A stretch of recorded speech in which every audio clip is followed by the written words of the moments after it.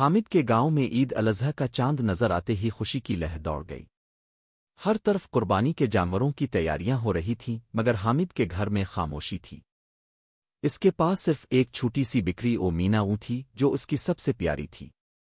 حامد کی ماں آہ بھرتے ہوئے، بیٹا ہمارے پاس قربانی کے لیے کچھ نہیں۔ حامد مضبوطی سے، امی مینا ہی میری قربانی ہے، اللہ نے جو دیا وہی پیش کروں گا۔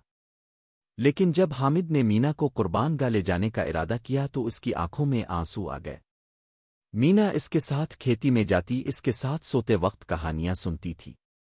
حامد مینا کو گلے لگاتے ہوئے، معاف کرنا مینا، لیکن یہ اللہ کا حکم ہے۔ اسی وقت حاجی صاحب، جو گاؤں کے امیر ترین آدمی تھے، نے حامد کو دیکھ لیا۔